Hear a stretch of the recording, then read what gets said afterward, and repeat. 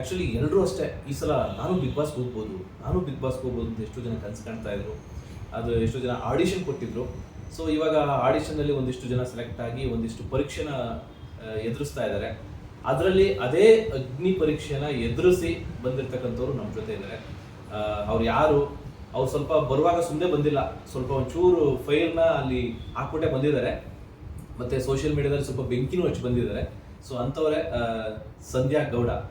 So ಅವರು ಹಾಸನದ ಹುಡುಗಿ ನಮ್ಮ ಜೊತೆ ಇದ್ದಾರೆ. ಮೇಡಮ್ ನಮಸ್ತೆ. ಸೊ ಸಂಧ್ಯಾ ಗೌಡ ಅಂತ ಹೆಸರು ಇಟ್ಕೊಂಡು ಹಾಸನವರು ಸ್ವಲ್ಪ ಆಲ್ಮೋಸ್ಟ್ ಸಾಫ್ಟ್ ಇರ್ತಾರೆ ಅಂತ ಗೊತ್ತು. ಯಾಕಂದ್ರೆ ಮಂಡ್ಯದವರು ಅಂದ್ರೆ ಫೈಲ್ ಅಂತ ಗೊತ್ತು. ಬಟ್ ನೀವು ಸ್ವಲ್ಪ ಫೈಲ್ನ ಹಾಕ್ಬಿಟ್ಟು ಬಂದಿದ್ದೀರಾ. ಇಲ್ಲ ಸರ್, ನಮ್ಮ ಕಡೆ ಸಾಫ್ಟ್ ಅಂದ್ರೆ ನೀವು ನಮ್ಮ ಜೊತೆ ಚೆನ್ನಾಗಿದ್ರೆ ನಾವು ನಿಮಗೆ ಸಾಫ್ಟ್, ಚೆನ್ನಾಗಿಲ್ಲ ಅಂದ್ರೆ ಫೈರ್.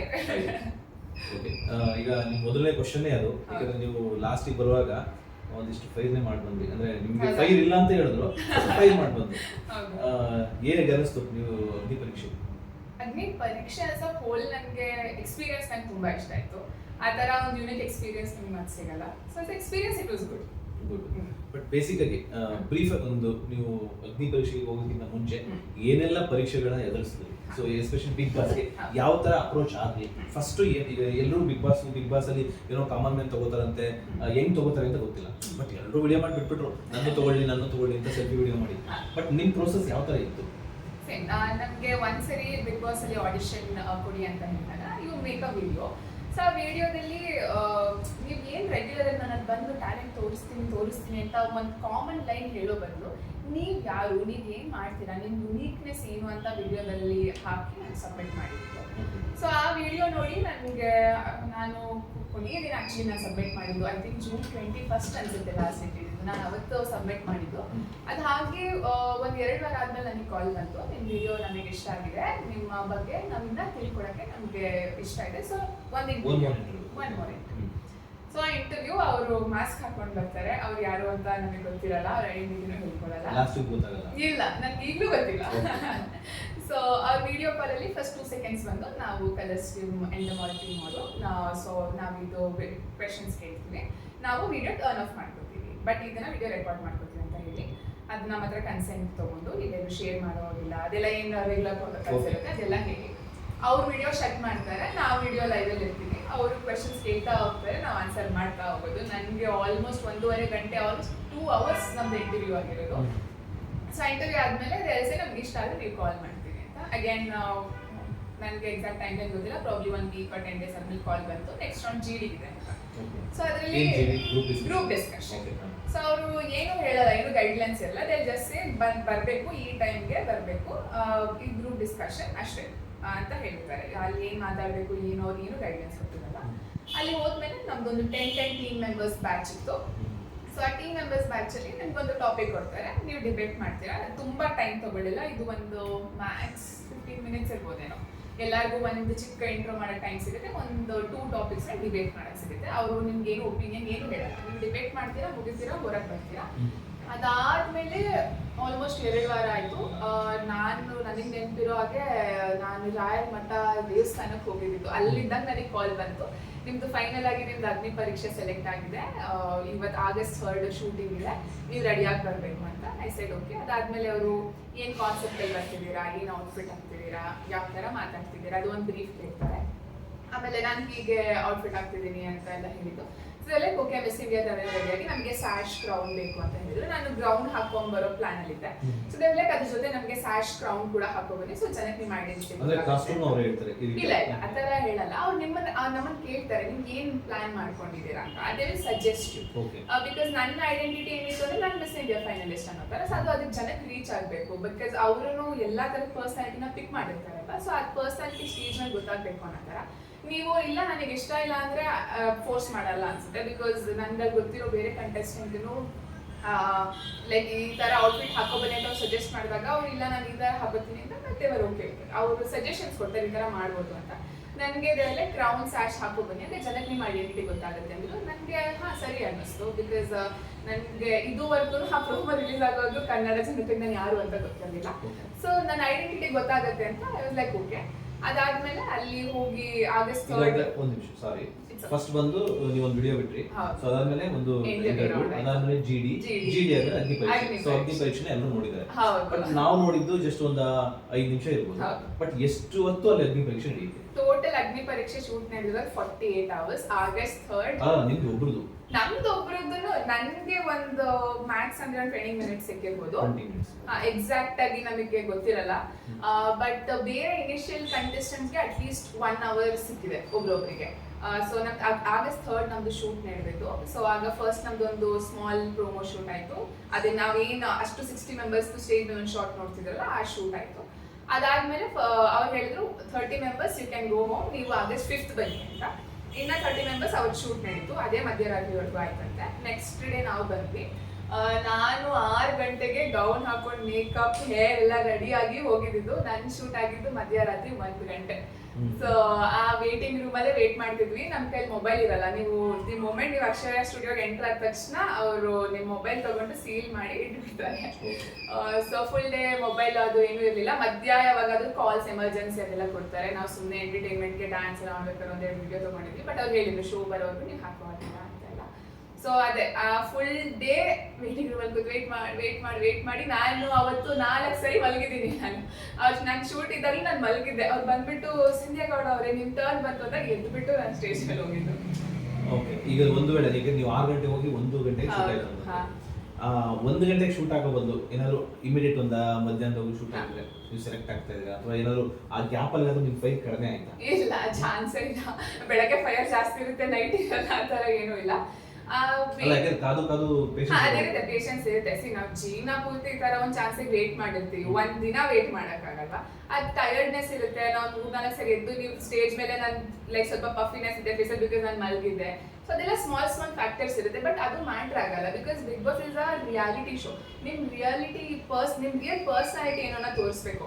ಅದ್ ನೀವು ಮಲಗಿದಾಗ ಎಬ್ರಿಸ್ಕೊಂಡು ಕರ್ಕೊಳ್ಳೋದು ಅದೇ ಪರ್ಸನಾಲಿಟಿ ಇರುತ್ತೆ, ನೀವು ಅರ್ಲಿ ಮಾರ್ನಿಂಗ್ ಹೋದು ಅದೇ ಪರ್ಸನಾಲಿಟಿ ಇರುತ್ತೆ. ಸೊ ಅಂದ್ರೆ ನಿಮ್ ಎನರ್ಜಿ ಸೇಮ್ ಇರುತ್ತೆ. ನಿಮ್ಗೆ ಎಷ್ಟು ಟಯರ್ಡ್ ಆದ್ರೂ ಪರವಾಗಿಲ್ಲ, energy up and down little bit ಆಗ್ಬೋದು. ಬಟ್ ನಾನು ಮಾರ್ನಿಂಗ್ ಹೋಗಿದ್ರೆ ನಾನು ಸೆಲೆಕ್ಟ್ ಆಗ್ಬಿಡ್ತಿದ್ದೆ. ನನ್ಗೆ ಅನ್ಫೇರ್ ಆಯ್ತು. ಐ ಡೋಂಟ್ ಥಿಂಕ್ ಆ ತರ ಏನಿಲ್ಲ. ನಾನು ಮಾರ್ನಿಂಗ್ ಹೋಗಿದ್ರು ಕಾಯಿಸಿದ್ ನಿಮ್ಗೆ ಡ್ರಾಬ್ಯಾಕ್ ಆಗಿಲ್ಲ.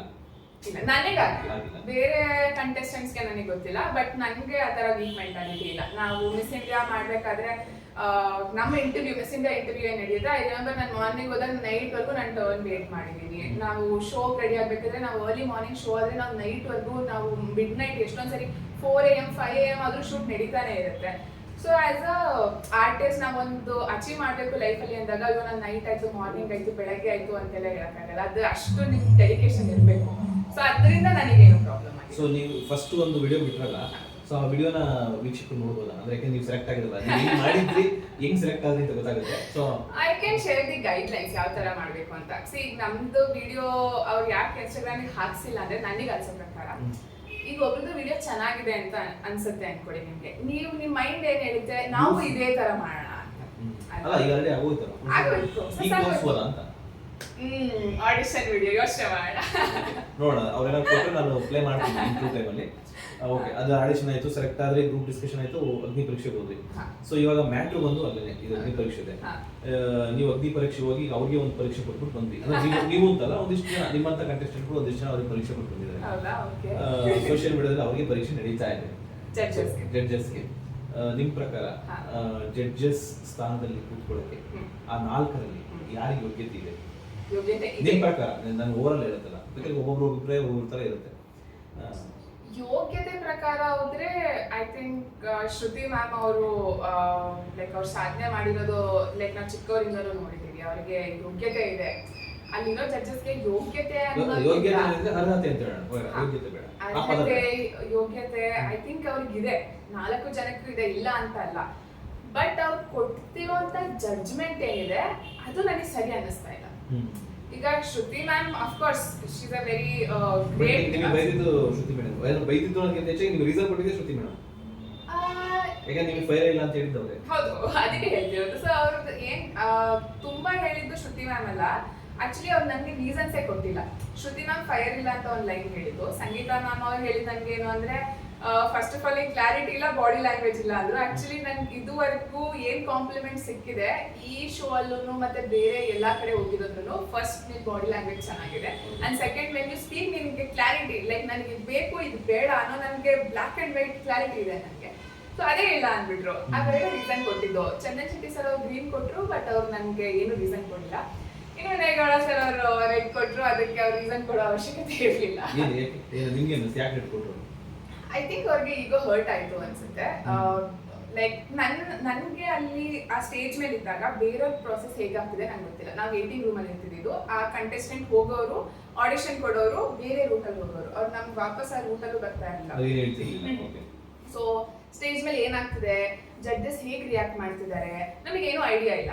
ಸೊ ನಮಗೆ ನಾನೇನು ಅನ್ಕೊಂಡೆ, ನಾನು ಟಾಸ್ಕ್ ಮಾಡಬೇಕಾದ್ರೆ ಲೈಕ್ ಯಾರು ಸ್ಟೇಜ್ ಮೇಲೆ ಹೋಗಿ ಆಯ್ತು ಇವತ್ತು ಹೋಗಿ ಜಡ್ಜಸ್ ಅವಮಾನ ಮಾಡ ರಿಜೆಕ್ಟ್ ಆಗಿ ಬರೋಣ ಅಂತ ಯಾರು ಅನ್ಕೊಳ್ಳಲ್ಲ.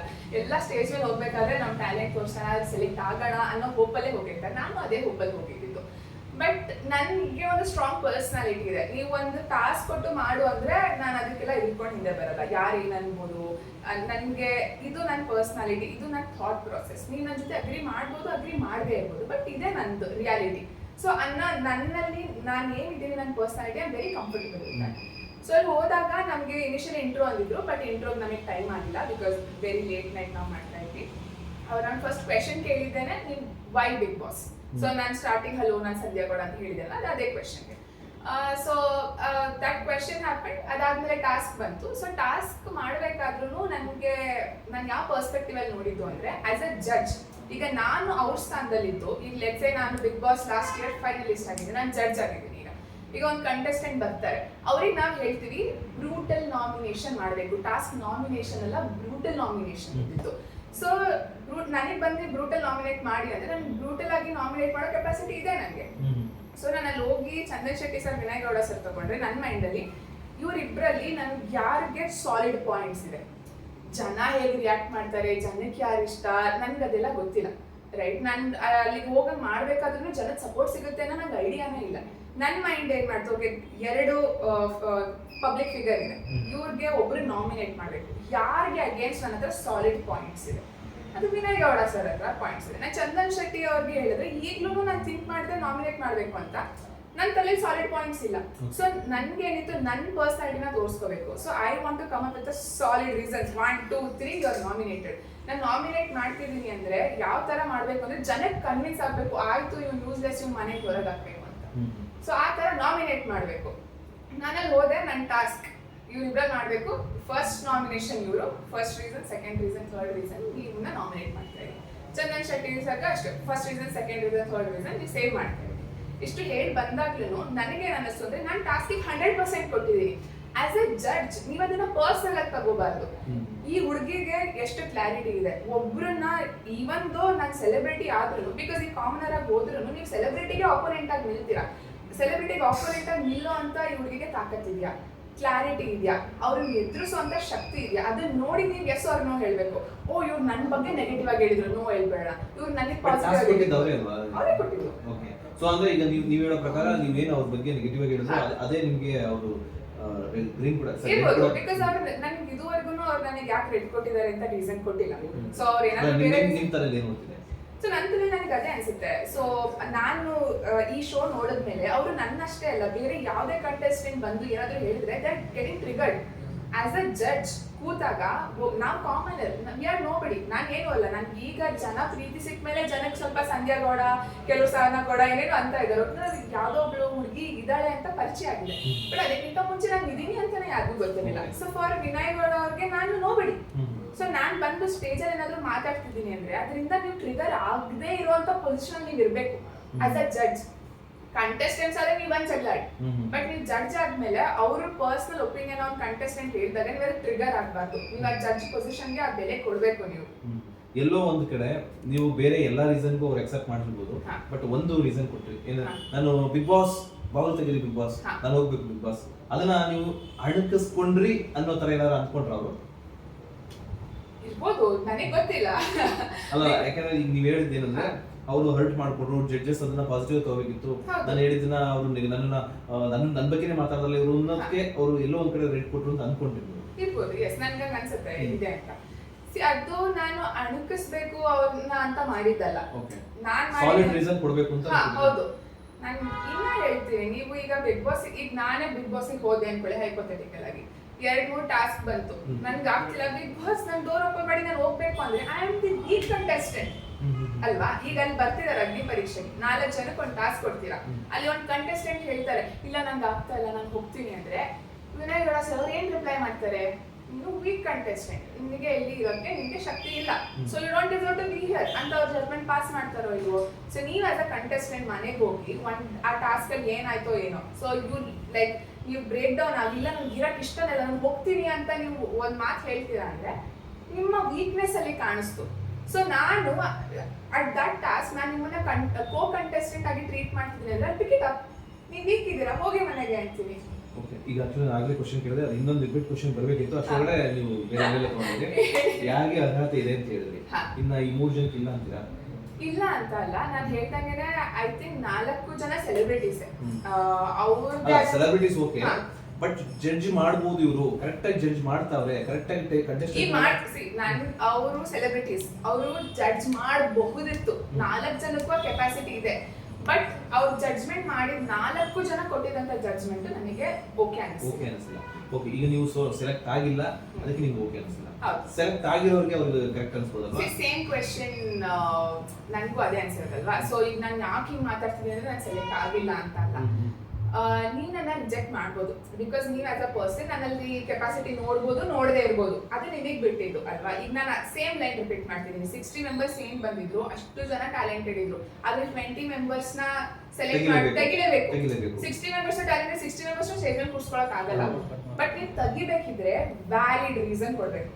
ಇದು ನಾನು ಈ ರೀಸನ್ಗೆ ನಿಮ್ಮನ್ನ ರಿಮೂವ್ ಮಾಡ್ತಾ ಇದ್ದೀನಿ ಅಂತ, ನನಗೆ ಬೇರೆಯವ್ರಿಗೆ ಏನ್ ರೀಸನ್ ಕೊಟ್ಟರು ಸೆಕೆಂಡ್ರಿ ಇಟ್ಕೊಳ್ಳೋಣ, ನನಗೆ ಕೊಟ್ಟಿದ್ದಂತ ರೀಸನ್ಸ್ ಐ ಡೋಂಟ್ ಅಗ್ರಿ ಅವ್ರು ಏನ್ ರೀಸನ್ಸ್ ಕೊಟ್ರು ಅಂತ.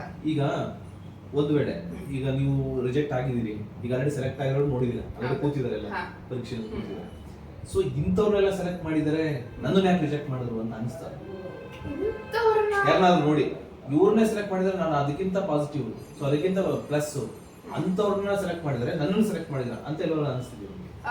ನನಗೆ ಆ ಸ್ಟ್ರಾಂಗ್ ಒಪಿನಿಯನ್ ಇನ್ನ ಇಲ್ಲ.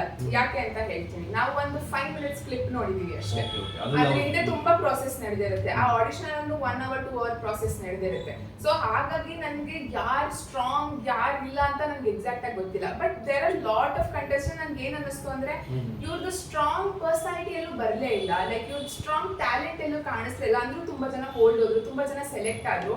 ಐ ಫೆಲ್ಟ್ ಲೈಕ್ ಬಟ್ ಇವ್ರಿಗಿಂತ ನನ್ನ ಪರ್ಫಾರ್ಮೆನ್ಸ್ ಚೆನ್ನಾಗಿ ಕಾಣಿಸ್ತದೆ ಎಪಿಸೋಡ್ ಅಲ್ಲಿ ಅಂತ ನನಗೆ ಕೆಲವು ಕಂಟೆಸ್ಟೆಂಟ್ಸ್ ಇಂದ ನನಗೆ ಫೀಲ್ ಆಗಿದ್ ನಿಜ, ಬಟ್ ಸ್ಟ್ರಾಂಗ್ ಇವ್ರಿಗಿಂತ ನಾನು ಬೆಟರ್ ಅಂತ ಇನ್ನ ಯಾವುದು ಕ್ಲಾರಿಟಿ ನಂಗೆ ಸಿಕ್ಕಿಲ್ಲ. ಒಂದ್ ವೇಳೆ